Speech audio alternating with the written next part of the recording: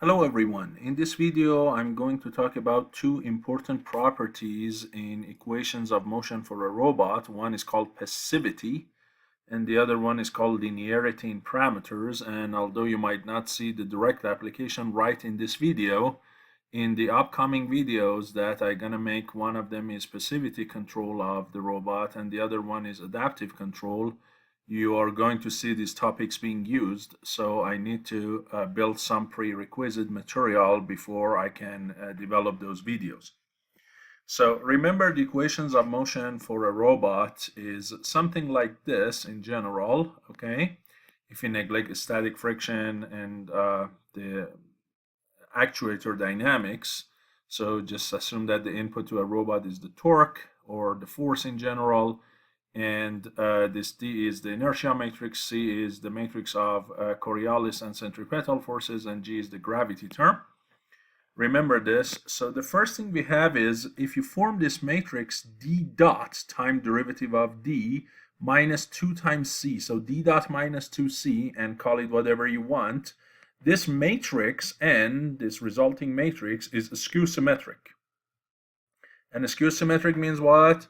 Means the off-diagonal elements of it are negative of each other. The elements, the entries that are mirror image of each other with respect to the main diagonal, they are negative of each other, and of course the diagonals, the main diagonals are zero, right? So something like, for instance, 0, 0, 0, negative 1 and 1, 2 and negative 2, and let's say 3 and negative 3, huh?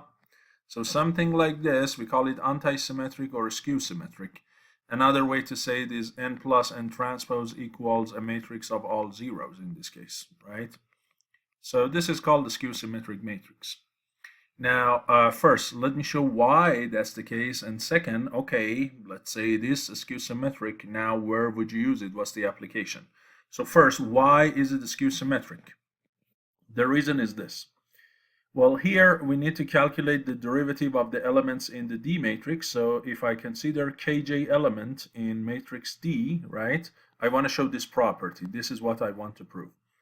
So if I look at the jk or kj element of matrix D and look at the time derivative of that, so remember, D is, the elements in D are functions of Q. Okay, so the way you take derivative of them, you take partial of them with respect to Q multiplied by Q dot, right? So here is a chain rule. And of course, since that dkj can be a function of several Q's in general, you have to take summation. I goes from 1 to n. Okay, so this is the time derivative of kj entry of matrix D.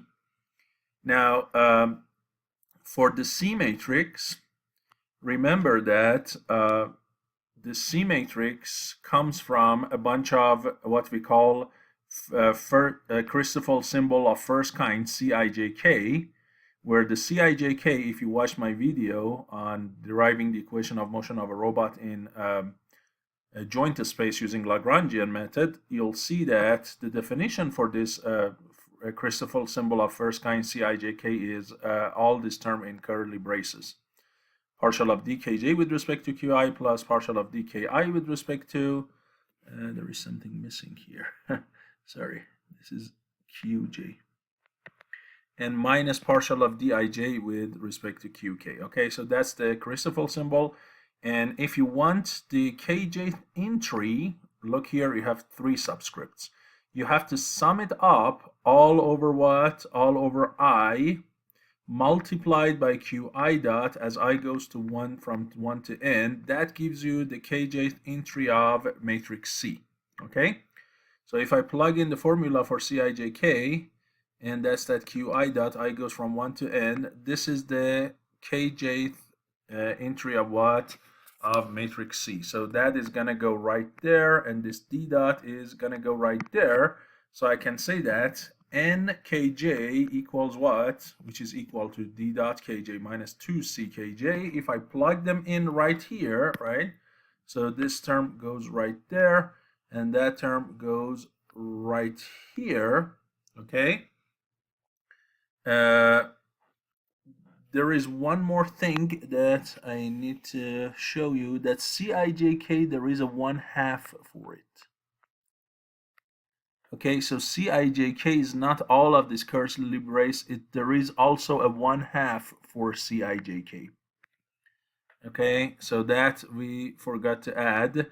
So and the reason that this 2 is multiplied, so that 2 and this 1/2 would cancel each other. So we get that.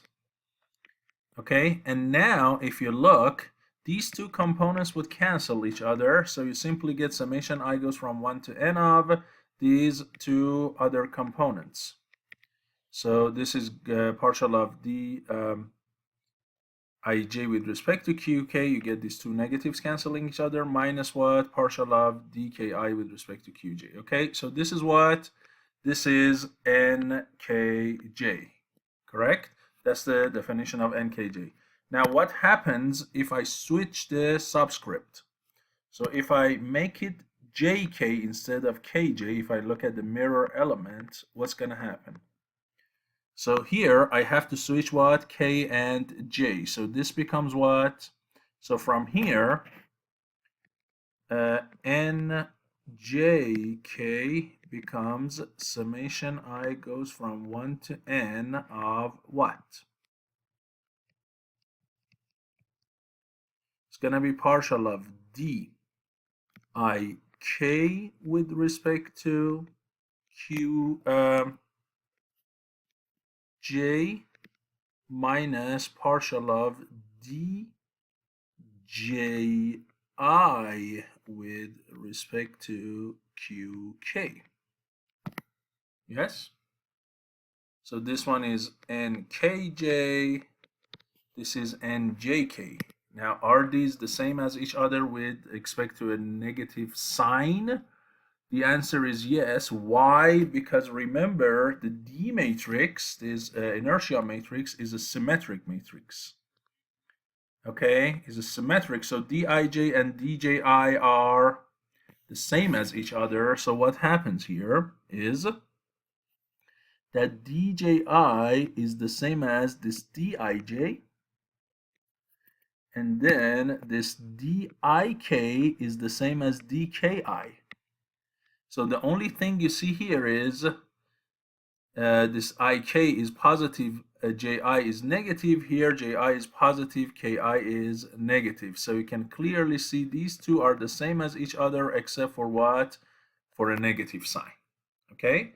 So clearly this matrix D dot minus 2C, that's a skew symmetric matrix. So that's the proof. Now, why does that even matter? Let me tell you why. In order to show you why that matters, I need to introduce the first important property about robots, and that is called passivity. Okay, what is passivity? So for a robot, how to define with passivity? If for there exists some positive beta such that the integral from 0 to t of q dot t tau x dx bigger than or equal negative beta for any tau, we call the system, the robot, a passive robot. But this is all mathematical definition. What does it physically mean? Okay, and if you don't like this x, I can change it to what? I can change it to time. Okay, so I can change it to time for you if that's what you prefer. So what's the meaning? This is what? This is torque. This is angular velocity, or in general, this could be force, this could be linear velocity. What kind of entity is that? Torque times velocity or force times velocity. This is power. And when I integrate power versus time, what is this whole thing? This is the energy. Energy used by the robot.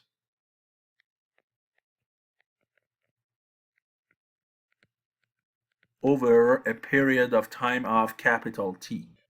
So what's the meaning of passivity? Passivity means the energy used by the robot over any period of time is always bigger than or equal some negative number. Okay, since it's energy that is used, it should be negative, okay, because you are dissipating the energy. So the energy dissipated is always bigger than or equal something. In other words, you can say the energy dissipated by the robot over any period has a lower bound. Okay, if this energy is between two numbers, this is the lower bound of it, this negative beta. Okay, yes. So let's say the energy used by the robot in the first 2 seconds of turning on the robot and using it is at least, for instance, what is, let's say, 10 joules or 100 joules or something. Okay, at least. There is some minimum dissipation of energy that the system does. That's one way to define passivity. Another way, if you want to define passivity, is if your system is given by the state space model, nonlinear in general, that x dot equals f of x and u and y dot equals h of x and u. Another way to define passivity is this. You say that there exists some positive semi-definite scalar function s of x such that the time derivative of s dot, is less than or equal what? The dot product between the input of the system and what? The output of the system. Okay?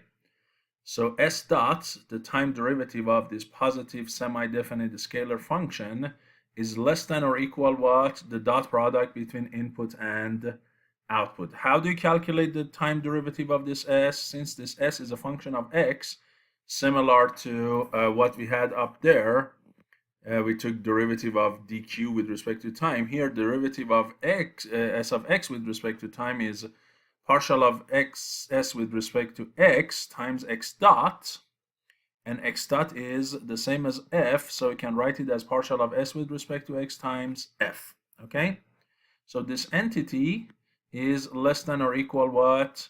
U transpose y, and this relation is valid for what? For any state x and any input what? U. Okay, so that's another way to define it. And another thing you might see in some other books is they say that the integral over the period from 0 to t of y transpose u is bigger than what?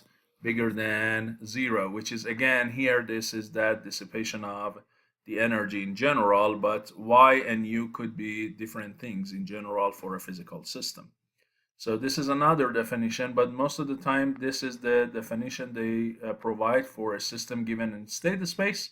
Okay, and this S function has a name. We call it the storage function. If this is of type energy, then this S function is also an energy storage function. I'll show you in an example right away, but just want you to know some terminologies, that this S is called what? The storage function. And this S function, first of all, it has to be C1 function, and it has to be positive what? Semi-definite scalar function. First of all, it's a scalar. So if you give it x with dimension n, the result of it is just R1. Okay, so the output of this function is just a single number, right? Let's say of type energy in general. And it's C1 and positive semi-definite function. What are those? Let me explain very fast. So C1 means the function is continuous and it is continuously differentiable. So it has first derivative all over the place, okay? And we call a function positive semi-definite if you plug in two values, xi and xj, into the function, and the result of that, you call it aij, and using these aij's, you form a matrix A. Then this matrix A, which is formed by these entries aij, this one is what? Basically positive semi-definite. That's one way to do it, or we can say that some conditions for it, this is coming from Wikipedia, is that f of 0 is basically bigger than or equal 0, and the value of f of x for x that is not equal to 0 is less than or equal f at 0. Okay, so just wanted to briefly explain them. Now, we learned the definition of passivity, right? The system that has these mathematical properties. But can we explain this passivity other than these mathematical definitions in simple plain English first? Because that's one of the things I always do in my classes. I want to explain everything in plain simple language. So what is a passive system physically? We say a system is passive if it cannot produce energy on its own, or a system that will dissipate the energy that you gave it initially. Another way to say it is, if you want to increase the output of the system, you have to increase the input. The energy of the system is not going to be increased automatically by itself, okay? And this term passivity and passive comes from electric circuits, where you call elements like a resistor or a capacitor or inductor and stuff like that, you call them what? You call them passive elements.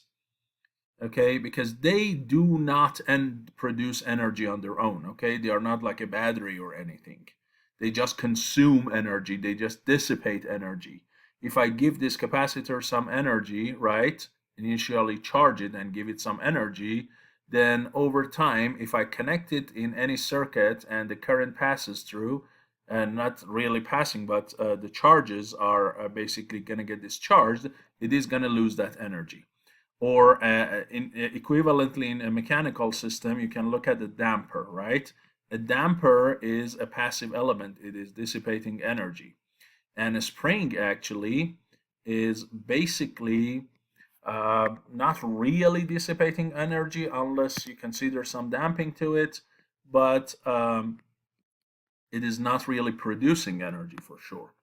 So you can call this what? Passive system. And a system that has only made of this kind of members, we can call a passive system. For instance, if you have a robot and this robot is not powered by the joints, okay, so you don't have basically any power here for this robot that is walking, right? You are not basically powering any of these joints, right? And let's just let it walk down the stairs just by the gravity or anything. That is like a passive robot, right? That it is just using gravity to move, and I'm not actuating it by any motor. Once I put the motors in, it's not passive anymore. Okay, so that's a definition. Before I look at other properties of passive systems, I want to first give you a simple mechanical example, and then we go and see why we prove that this matrix D dot minus 2C is skew symmetric. What was the use of that? We have to go back and answer that important question. But first, let me briefly show you. So if I give you this mechanical system like this, x dot equals negative x plus uy equals x, and this is a linear system, is the system passive or not? So here, you need to come up with a storage function, and if I pick the storage function to be x squared over 2, then the time derivative of s is, of course, x dot, and then for x, I replace y, and for x dot, I replace negative x minus u. If I multiply, I get yu minus xy, and here for the y, I replace it back with x, so it becomes yu minus x squared. And remember, this x squared is always what? X squared is positive, or negative of that is negative or equal 0. So clearly you see that s dot is what? Less than or equal u times y, and that was what? If you look at this definition here, that is exactly the definition of what? A passive system. Now, what kind of system is this mechanically? If I ask you what kind of system is that, you would probably tell me that if x here is the velocity here, v, right? Or and u is a force, right? So this is basically a mass and a damper. That's what it is, right? Because the equation of this system is what? Mx double dot, and let's say m is 1 and d is 1 for a moment. So it just becomes x double dot plus x dot equals u, and u here is that force. And if you call this x dot new variable, right, z, so it becomes z dot equals u minus z. And that is exactly this equation. Even if you add a spring to it, still you can show that the mass spring damper system could be what? A passive system by nature. Because all you have is mass spring and damper, which are all passive systems. Okay? So, now, what's so good about this passive system? Okay, what's so good about it? We learned the mathematical definition, we looked at examples. Why is it so good? The good thing is, since the system cannot produce energy on its own, the important thing is the passive systems are intrinsically stable, and also if you want to pick an input to make this dynamic system that we had up there, if we want to make that passive system stable, okay, with an input, you want to know what kind of input you pick so the system is always stable. All you need to pick is u equal negative ky. A simple output feedback with a negative gain is enough. Why? Because remember, the definition of it is s dot less than or equal u transpose y, and if u is negative ky, plug here, then you get s dot is equal to less than or equal negative ky squared. This guy is negative itself, so s dot has to be negative, right? And remember, s was a semi-positive function, so s was bigger than or equal 0, and derivative of that is negative. So based on the Lyapunov stability function, I just published a video on that about a month ago under my playlist Dynamics. The Lyapunov candidate function that you can pick is this storage function. So if I pick this control law with this Lyapunov candidate function, I can show that my system is going to be what? Stable. Okay, just a simple control like that. Whether the system is linear or nonlinear doesn't matter. As long as I pick this simple control law, my passive system is going to be stabilized. Okay, so it's this intrinsic stability of the passive system and the ease of making them stable also with a simple input. That is the important what? Property of the passive systems. Not only that, if you connect two strictly passive systems also, they are also stable. So if you have a physical system that is passive, and if you design a passive controller, guess what? The combination of these two is also what? The whole system is going to be passive. This thing, we call it passivity theorem. I'm going to have an entire video soon on passivity control and everything, especially for robots. But I want you to know about this important topic that is used in nonlinear controls. Okay, most of the physical systems, as I said, are passive. One last thing I want to tell you is if there are delays and lags in the system due to actuators, due to sensors or communication or anything, this passivity can be taken away and be destroyed. So a simple mass spring damper system could be passive, but if I have a control system with feedback, and the feedback I get from my sensors for position or velocity or anything, they have delays, now I might end up with a system that is not passive and not naturally stable. Okay, so we can talk about that, as I said, more in future videos. Now, let's go back to the property that d dot minus 2c was what? Was skew symmetric. What's the importance of this? Well, for a robot, remember that the total mechanical energy of a robot, which is kinetic energy plus potential energy, is equal to what?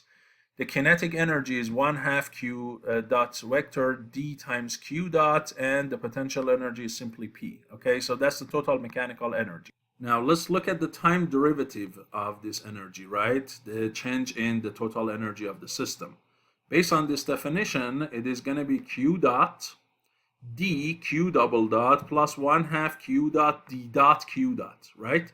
So because here basically d has the components of d have derivative, okay, so that's d dot, and also this q dot has time derivative, which is q double dot. And since both of the q dot transpose and q dots, they have time derivative, you get 2 of that, and that 2 and this 1/2 would cancel, so you get a 1 here.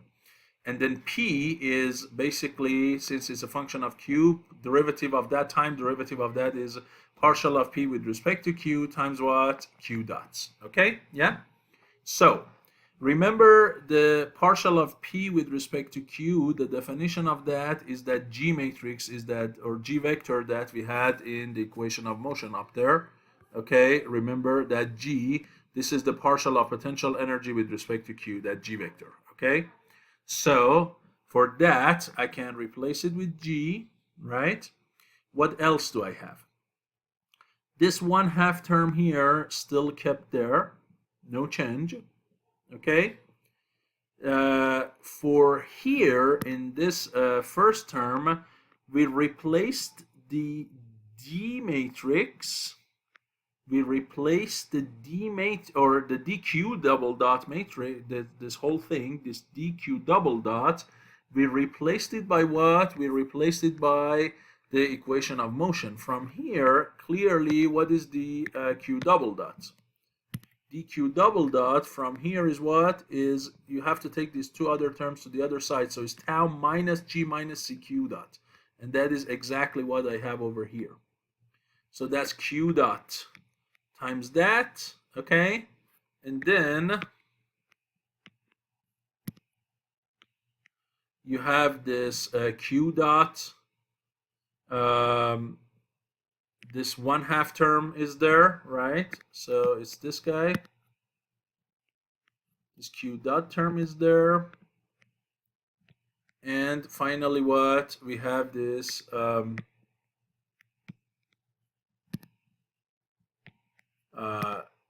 q dot transpose partial of p with respect to q, which, as I said, you can replace it with what? With g. Now, if you look here, this term is q dot transpose g. Here you also have a q dot transpose g. So I can cancel this q dot transpose g and q dot transpose g. Okay, if you do so, what is left? You get a q dot transpose times tau. Also, the other term you have is, if you look, you have a q dot transpose tau, which you have it here, and the other terms that you have, which you take to the other side, is what? If you factor out the q dot transpose on the left and q dot on the right, one term has a 1/2 d dot. The other term, if you look at it, has what? Has cq dot. And here again, there is a small typo here. There should be a q dot added here. Okay, it's tau minus c, the whole thing, times q dot. So if you factor out 1/2 q dot transpose on the left and q dot on the right, this inner matrix becomes what? D dot minus 2c. That is that matrix of interest. Now, if a matrix of interest is here between 1/2 q dot transpose and q dot, what's the overall result? What's this whole thing altogether? The answer is this whole thing is 0. This whole thing is going to be what? 0, and you can show that if you left and right multiply any vector q dot. So here, let's say q1 dot, q2 dot, and q3 dot transpose, and then multiplied by what? Multiplied by this one again if you calculate this, I can give it to you as a practice. If you calculate this, you can see the result is going to be 0. So the answer for this quadratic form, we call it a quadratic form. The quadratic form, when the inner matrix is skew symmetric, the answer is always 0. If that's the case, the only thing that you're down with is h dot equals q dot times tau, where tau is the input of the system, and if you say q dot is the output of the system, if you now integrate both sides with respect to time, what would you get? For the right-hand side, you get this. For the left-hand side, integral of h dot becomes h at the final time and the initial time subtracted. But remember that the mechanical energy at any point is always bigger than or equal 0. It's just sum of two positive energies. So from here, I can see that this entity on the left is bigger than what? Bigger than or equal negative h at 0, which is the mechanical energy in the beginning. So remember, the definition of passivity was what? The passivity definition was this total energy dissipated by the system should be bigger than what? Some negative number. And you see here that negative number is clearly what? Negative initial energy. So if I pick my beta to be that initial energy, I can clearly show that my robot is what? Is a passive system. Okay, so that's the first property that I needed to prove to you, that you can count a robot as your passive system if what you have is just these simple kinetic energy and mechanical energy, kinetic and potential energy, and the potential energy is coming from gravity, right? So clearly a robot is a passive system. The second example I want to show, the second property I want to show you about equations of motion of a robot is you can write this equation of motion dq double dot plus cq dot plus g equal tau. You can write it as a linear product between what? Between a function y, which is a function of q dot and q double dot, and some parameters. What parameters? Parameters such as the masses of the links, the inertia of the links, and so on and so forth, okay? These are the parameters of the robots that you need them when you want to do any simulation or something. You need to know these values, huh? You need to know these values, and you can show that the equations of motion can be written as a product, a linear product between these parameters and what? And this function y, or vector y, which is a function of your joint positions, velocities, and accelerations. This theta is what we call the parameter vector, and this y function or y vector is what we call a regressor vector. Okay? What is it? I'll show you in the 2DOF robot. I'll show you what is y, what is theta. The important thing is these thetas do not need to be the individual masses like M1, M2, L1, L2, I1, I2, okay? They could be a combination of these that which pick as our what? As our parameter, and I'll show you how to pick this y function, okay, or y vector or regressor. And you can write your equation like this, that the input tau equals y of q dot and q double dot times theta. Why would you write it that way? What's wrong with writing it this way? The thing is this. If we don't know these parameters of the system, if we don't know these thetas, then all of the control algorithms that I have told you so far, feedback linearization, computed torque, and so on, they are not going to be so effective. So if we don't have exact knowledge of these parameters, those control algorithms that we learned so far, they are going to fail. So one of the things that you'll see in one of my future lectures is called adaptive control. In adaptive control, instead of theta, we pick what? We pick the approximation of theta, theta hat, okay? And not only we pick a control law u such that the error in the system goes to 0, also we pick a rule for changing these parameters, theta dot equals something, such that the difference between actual theta and this estimated theta, theta hat, which we call theta tilde or theta error, this also go to 0. So at the same time that we derive the error of the system to 0, we also try to estimate these parameters in real time. And that is the topic of adaptive control. Okay, so we try to estimate the system parameters as well as derive the error of the system to 0 for arbitrary desired or reference signal. So I'm gonna make videos on this adaptive control.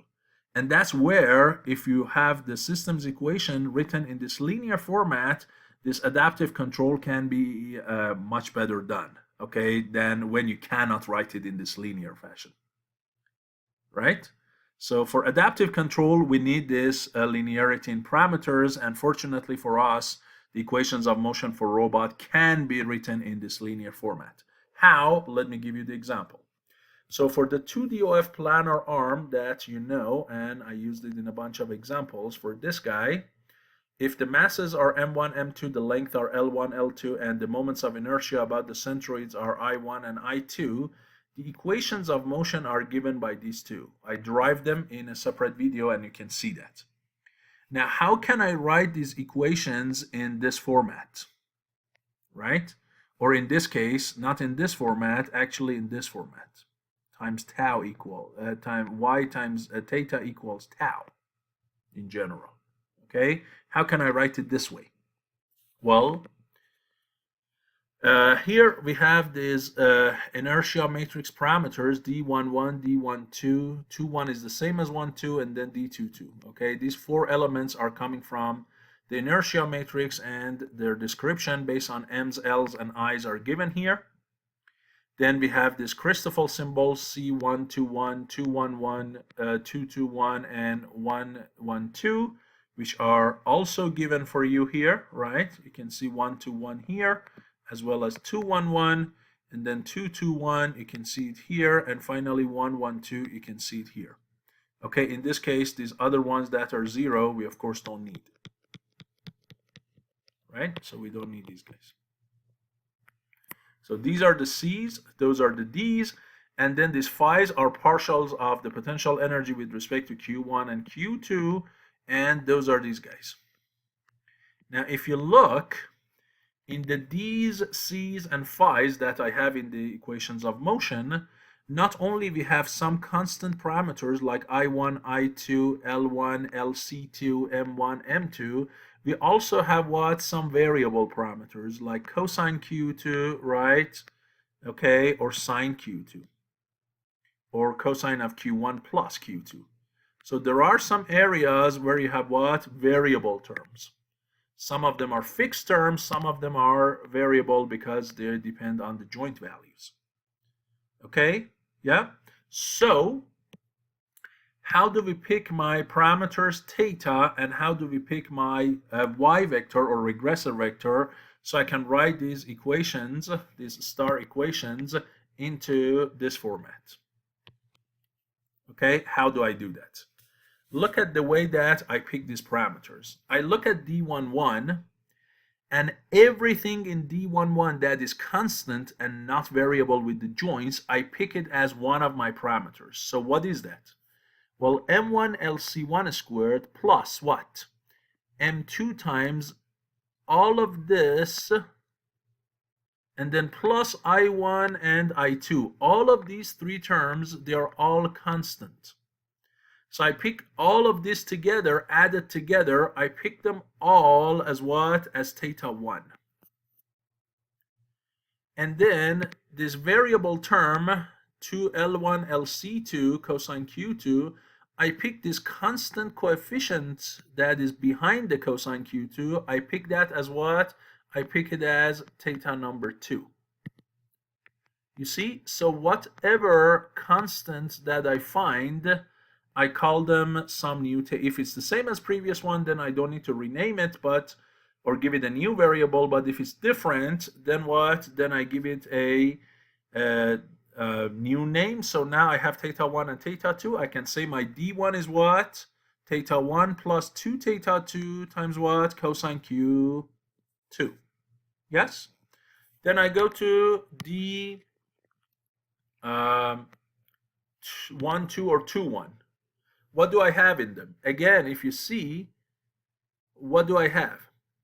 Or D22, let's look at D22 for a second. D22 is very easy. It's all a constant number, so I can just call that whole constant number what? I can call it theta 3. Yes? In that case, D22 is simply theta 3. But now what about D12? If you look at D12, it has this term, M2 LC2 squared plus I2, which is exactly this bottom one when you add them. So I have the same theta 3 in D12 and 21, and then this guy here that is different than previous ones, or not really, it's actually this guy. That's the same as that previous one, theta 2 times cosine Q2. So I can say that D12 and 21 are what? Theta 3 plus theta 2 cosine Q2. Okay? So you see now, in terms of these three constants, I could write my D11, 1, 2, and 2, 2. Then I come to what? I come to my phi's. Okay? What do I have in phi's? If you look at phi 2, in phi 2 you have this variable term, but you also have this constant term, which I have not had so far. Remember, my constants are these guys. So that M2LC2, I call it theta 5. If that's the case, then phi 2 is simply theta 5 times cosine of Q1 plus 2. And if you look at phi 1, what do I have in phi 1? Well, in phi 1, I have this same M2LC2 here times G cosine of Q1 plus Q2. So that term, I can call it theta 5 times G cosine Q1 plus Q2. And then this G cosine of Q1 only, it has this coefficient, M1 LC1 plus M2 L1, which I have never had. That guy, I call it theta 4. So I can call it what? Phi 1 is going to be theta 4 G cosine Q1 plus theta 5 G cosine Q1 plus Q2. You see that? So now using these 5 thetas that I found in different locations, I can rename all of my D's and all of phi's. What about the C's? The only thing I have in C's is this guy, M2 L1 LC2 sine Q2. Okay? And if I forget about this variable parts, M2 L1 LC2, I already have it. It's this guy here. Look, that's theta 2. So I can say that C121 and 211 are negative theta 2, right? Sine Q2 C112, again, you can see they are all related, is positive theta 2 sine Q2, and C221 is again negative theta 2 sine Q2. So now everything in these equations on the left-hand side is written in terms of what? In terms of, as you can see, a linear product between the thetas and some cosine sine terms that are variable. You see here, when you're multiplying the thetas, they are multiplied by some variable terms, but it's a simple linear product, or they are alone, so they're just multiplied by 1, right? You see? So it's just a simple linear product everywhere, as you can see. There is nowhere that you have any of these thetas to the power 2 or a square root of theta or 2 thetas multiplied by each other, right? So in terms of these thetas, your equations of motion are going to be linear. Not in terms of Q. In terms of Q, you have sine and cosine. But in terms of these parameters that you pick, theta 1 to 5, your equations are linear. So if I pick my theta vector to be theta 1 to theta 5, and if I pick my regressor to be the coefficients of what? The coefficients of these thetas in the equation 1 and equation 2, then guess what? I can write my whole equation as theta times y equal what? Equals 0. And to show you that, well, let's just look at the bottom equation alone. So D21 is what? D21 is, as you can see, D21 is theta 3 plus theta 2 cosine theta. So let me write it. It is going to be, I'm writing the second equation, okay? So it is going to be theta 3 plus theta 2 times cosine of Q2, right? that is this guy, times Q1 double dot plus D22, which is what? Which is just theta 3 times Q2 double dot, and then what? C112, which is theta 2 sine Q2, theta 2 sine Q2, and Q1 dot squared, correct? That is this one.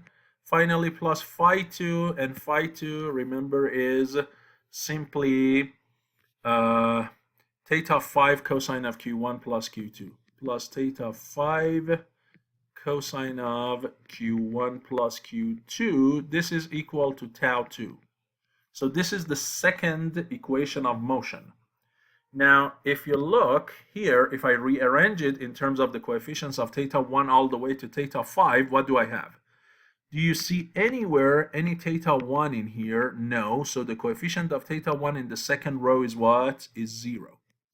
Where would you see theta 2? Well, for theta 2, I see this term and I see this term. So if you factor out theta 2, the coefficient should be cosine Q2 Q1 double dot plus sine Q2 Q1 dot squared, and that is this guy. Do you see any theta 3? Yes, theta 3 has this and this. But note that this term here is multiplied by Q1 double dot. So the coefficients of theta 3 is Q1 double dot plus Q2 double dot. Seems like there is some term missing here. So this is Q1 double dot plus Q2 double dot.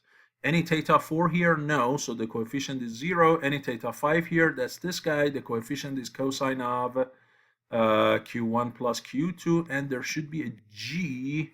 So probably I missed it, right? Because phi 2, if you look at it, there is also a G in phi 2. And there should be a G here as well. Okay, so there should be that G here. One of the problems that is very common, unfortunately, in this book, Spong, which I got everything from, there are a bunch of typos. And this material I brought is from Spong, so you saw that I could catch what? Some typos here and there in the material of this book, but hopefully now you see here there is one, and there are some other ones here that are missing. But this is the first row of my what? Of my y, and you can check what? The second row of y, the first row of y, sorry. You can first check the first row of y, make sure the coefficients in this one is correct. But if that's the case, now theta, which is a 5 by 1 times y, which is a what? As you can see the dimension, this is a 2 by 5, right? So you have a 5 by 1 and a 2 by 5, and the equation can be written as what? As basically y times theta equal what? 0. So it should be y times theta, not theta times y. That is another one of those typos. It should be y times theta. Y times theta can be written as what? If you write y times theta, the answer is going to be a 2 by 1, and that is going to be equal to tau. Okay, so you see that you can write your equation in a linear form in terms of what? In terms of these parameters, but you have to pick the parameters the way that I showed you. Okay, so hopefully this long video was useful to you. As I said, you're going to see the application soon when I start doing passivity control for a robot and also adaptive control for a robot. You'll see why in this video I spent so much time and explained these two important topics. Okay, so hopefully it was useful to you. I'll see you in the next video. Thank you.